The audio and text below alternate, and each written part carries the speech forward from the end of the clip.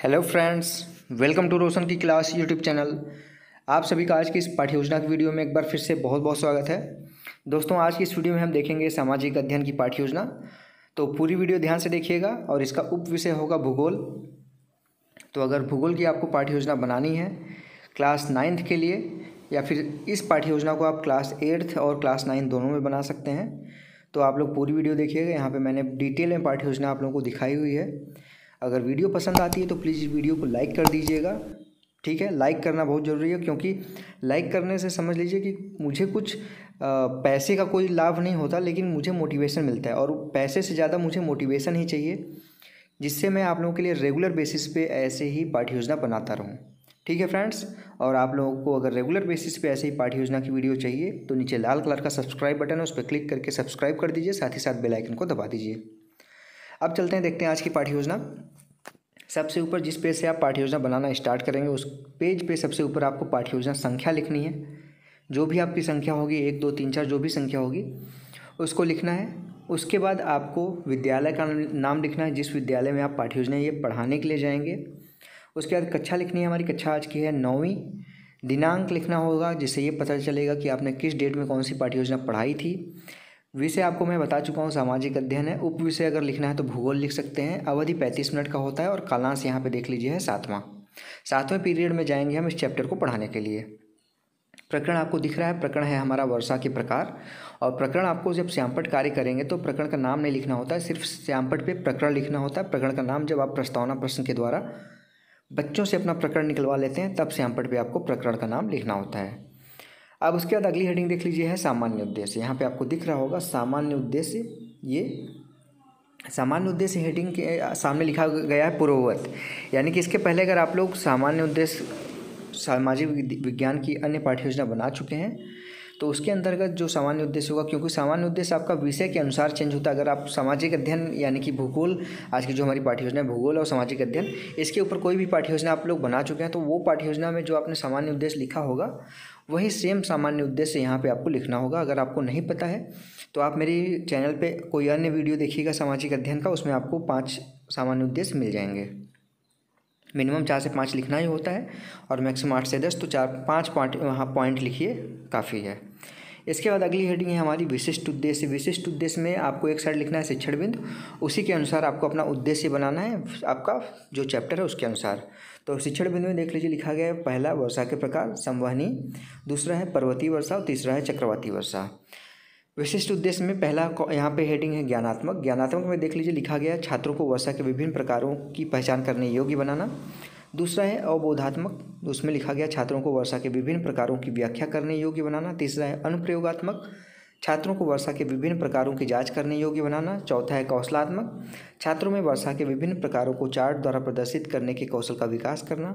पांचवा है अभिरुचियात्मक, छात्रों में वर्षा के विभिन्न प्रकारों के संबंध में तथ्यों को एकत्रित करने हेतु रुचि विकसित करना। और छठवां है अवृत्त्यात्मक, छात्रों में वर्षा के विभिन्न प्रकारों को जानने व वर्षा के जल का समुचित प्रयोग करने के संबंध में सकारात्मक अभिवृत्ति विकसित करना। ये हो गया आपका विशिष्ट उद्देश्य। उसके बाद अगली हेडिंग यहाँ पे सहायक सामग्री। सहायक सामग्री में देख लीजिए लिखा गया है विषय को प्रदर्शित करता हुआ चार्ट, समस्त कक्षोपयोगी सामग्री जिसके अंतर्गत आता है चौक, डस्टर, संकेतक, लपेट, श्यामपट्ट आदि। नेक्स्ट हेडिंग लिखना है आपको पूर्व ज्ञान। पूर्व ज्ञान में देख लीजिए लिखा गया है छात्र ऋतुओं के विषय में सामान्य जानकारी रखते हैं। अब उसके बाद अगली हेडिंग है प्रस्तावना प्रश्न, जो कि आपके लेसन प्लान का सबसे इंपॉर्टेंट हेडिंग कहा जाता है। ठीक है, इंपॉर्टेंट इसलिए कहा जाता है क्योंकि बच्चों को इसको प्रस्तावना प्रश्न बनाने में काफ़ी दिक्कतें आती हैं, इसलिए इसको इंपॉर्टेंट कहा जाता है। तो इसको देख लीजिए यहाँ पे, अगर आपके कॉलेज में बोलें 2 कॉलम में बनाइए तो 2 कॉलम में बनाइए। स्टैंडर्ड स्ट्रक्चर जो होता है वो 3 कॉलम का होता है। क्रम संख्या, छात्राध्यापक क्रियाएँ, छात्र क्रियाएँ। तो यहाँ पे अगर आप लोग छात्राध्यापिका हैं, लड़की हैं, तो छात्राध्यापक की जगह पे छात्राध्यापिका क्रिया हो जाएगा। उसके देखिए यहाँ पे पहला प्रश्न पूछिए बच्चों से, हमारे शरीर को स्वस्थ रखने के लिए कौन कौन से पोषक तत्वों की आवश्यकता होती है। तो यहाँ पे बच्चे बता देंगे हमारे शरीर को स्वस्थ रखने के लिए प्रोटीन, विटामिन व मिनरल्स की आदि की आवश्यकता होती है। दूसरा प्रश्न है ये पोषक तत्व हमें कहाँ से प्राप्त होते हैं, या फिर यहाँ पे आप लिख सकते हैं कि विटामिन, प्रोटीन और मिनरल्स हमें कहाँ से प्राप्त होते हैं। तो बच्चे बता देंगे विटामिन, प्रोटीन, मिनरल्स या फिर ये पोषक तत्व हमें अनाजों, दालों और फलों से आदि से प्राप्त होते हैं। फिर तीसरा प्रश्न बनेगा अनाज, दाल व फल आदि कौन उगाता है। तो बच्चे बता देंगे अनाज, दाल व फल किसान उगाता है। 3 क्वेश्चन हो गया। उसका चौथा क्वेश्चन यहाँ पे पूछे बच्चों से, किसान को अपनी फसल को उगाने के लिए जल कहाँ से प्राप्त होता है? तो बच्चे बता देंगे किसान को अपनी फसलों को उगाने के लिए जल नहरों, तालाबों, वर्षा से प्राप्त होता है। फिर 5वां प्रश्न बनेगा यहाँ पे, वर्षा कितने प्रकार की होती है? ये प्रश्न इनके लिए समस्यात्मक हो जाएगा बच्चों के लिए, क्योंकि ये नहीं पता उनको। हो सकता है कुछ बच्चों को कुछ पता हो, वो बताने की कोशिश करेंगे, ये इसलिए ये प्रश्न उनके लिए समस्यात्मक हो जाएगा और छात्र अनुत्तरित हो जाएंगे। जैसे ही अनुत्तरित होंगे अपना उद्देश्य कथन बोलिए। छात्रों, आज हम वर्षा के प्रकारों का विषय में अध्ययन करेंगे। अब बच्चों को पता चल गया है कि वो क्या पढ़ने वाले हैं, तो आप श्यामपट्ट पे प्रकरण के सामने लिख दीजिए वर्षा के प्रकार। अब प्रस्तुतिकरण यहाँ पे आप कर सकते हैं, यानी कि प्रेजेंट कर सकते हैं अपना चैप्टर। तो प्रस्तुतिकरण हेडिंग डालिए। उसके बाद आपको यहाँ पे टोटल स्टैंडर्ड जो होता है वो 5 कॉलम बनाना होता है। यहाँ पे जो सहायक सामग्री है उसको लिखने की ज़रूरत नहीं होती है, आप सहायक सामग्री पहले ही लिख चुके हैं हेडिंग के अंतर्गत। तो यहाँ पे जो ये वाला कॉलम है इसको आप मत बनाइएगा। इसके बाद यहाँ पे शिक्षण बिंदु लिखना है, पहला हेड कॉलम। फिर उसके बाद छात्राध्यापक क्रियाएं। अगर आप छात्राध्यापिका हैं तो छात्राध्यापक की जगह पे छात्राध्यापिका क्रियाएं हो जाएगा। फिर छात्र क्रियाएं, प्रविधि या फिर विधि, यानी कि आपकी जो शिक्षण विधि है। उसके बाद लास्ट में श्यामपट्ट कार्य। शिक्षण बिंदु में पहला है वर्षा के प्रकार, संवहनीय वर्षा। विकासात्मक प्रश्न पूछिए, वर्षा ऋतु किस ऋतु के पश्चात आती है? तो बच्चे बता देंगे ग्रीष्म ऋतु के पश्चात आती है। उसका दूसरा प्रश्न बनेगा, वर्षा किस प्रकार होती है? छात्र निरुत्तर हो जाएंगे, समस्यात्मक प्रश्न हो जाएगा इनके लिए। ये प्रश्नोत्तर विधि थी, तो प्रविधि वाले कॉलम में लिख दीजिए प्रश्नोत्तर। उसके बाद यहाँ पे व्याख्या करिए, छात्राध्यापक क्रिया वाले कॉलम में व्याख्या देखिए किया गया छात्राध्यापक चार्ट को दिखाते हुए। वायुमंडल में पाए जाने वाली जलवाष्प संघनन प्रक्रिया के कारण जल सीकरों में परिवर्तन हो जाती है। यह जब वायुमंडल इन जल सीकरों को नहीं संभाल पाता है तो यह जल वर्षा के रूप में पृथ्वी पर आता है। धरातल पर वर्षा 3 प्रकार की होती है, पहला संवहनीय वर्षा, दूसरा पर्वतीय वर्षा और तीसरा चक्रवाती वर्षा। ठीक, इसके बाद ये विधि थी जो आप प्रविधि वाले कॉलम में लिख दीजिए व्याख्यान विधि। उसके बाद श्यामपट्ट पे लिखिए महत्वपूर्ण बिंदु, संवहनीय वर्षा। पहला वायु का गर्म होना, दूसरा संवहन धाराओं के ऊपर रूप में ऊपर उठना, तीसरा है ऊपर उठकर फैलना, चौथा है फिर तापमान का गिरना, फिर घनीभवन क्रिया शुरू होना। घनीभवन क्रिया शुरू होना, उसके घनीभवन क्रिया के कारण मेघ बनना, फिर घनघोर वर्षा होना। अब संवहनी वर्षा यहाँ पे हेडिंग डालिए। संवहनी वर्षा में देखिए लिखा गया है, जब वायु गर्म हो जाती है तो संवहन धारा के रूप में ऊपर उठती है और ऊपर उठकर फैल जाती है, जिससे तापमान गिर जाता है और यहाँ पे घनीभवन क्रिया शुरू हो जाती है।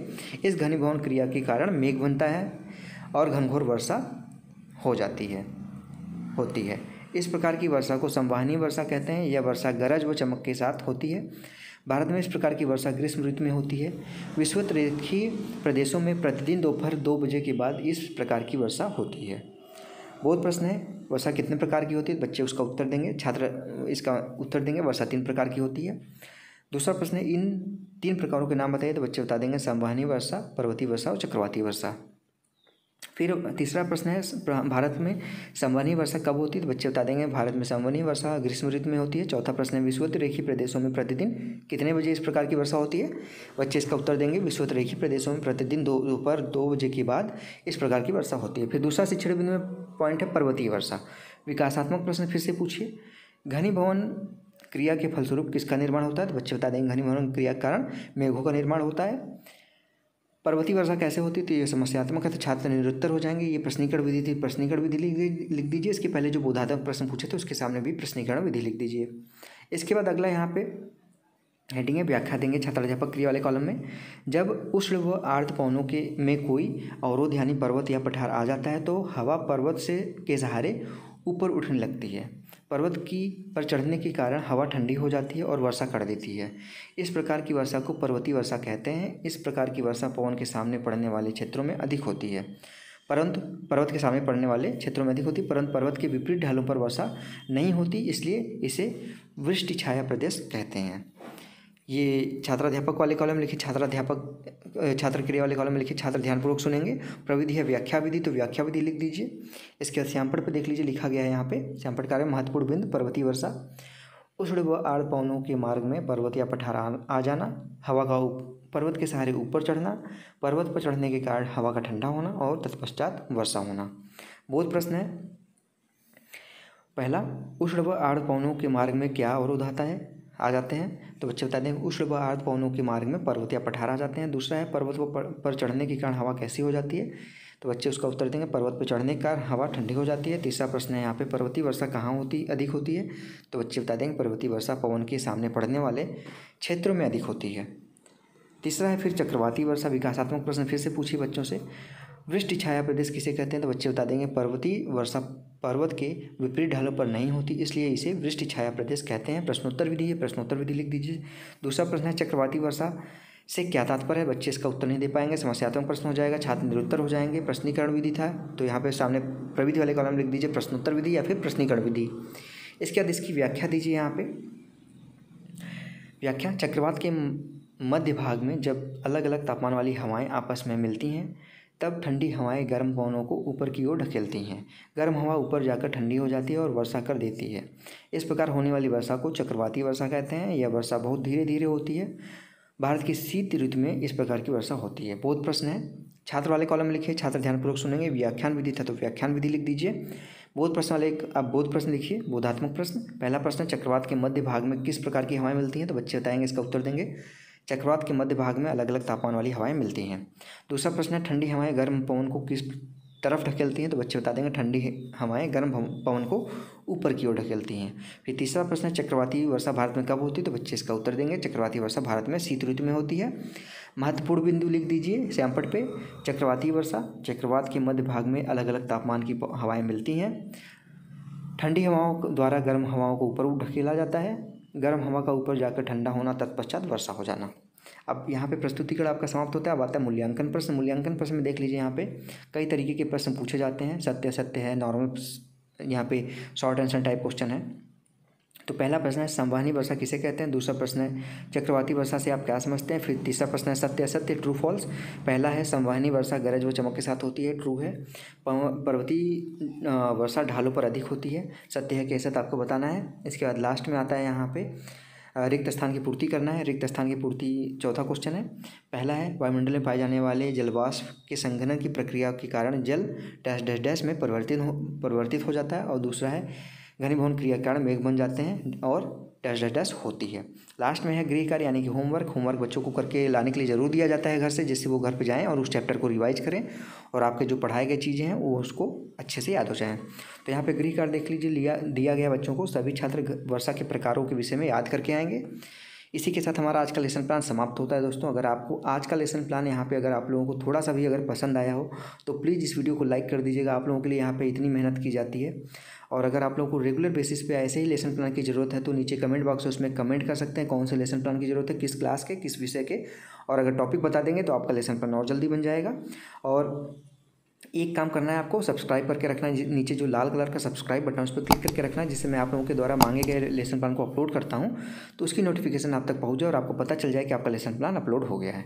तो फ्रेंड्स मिलते हैं नेक्स्ट वीडियो में, तब तक के लिए आप लोगों का बहुत बहुत धन्यवाद। जय हिंद, वंदे मातरम।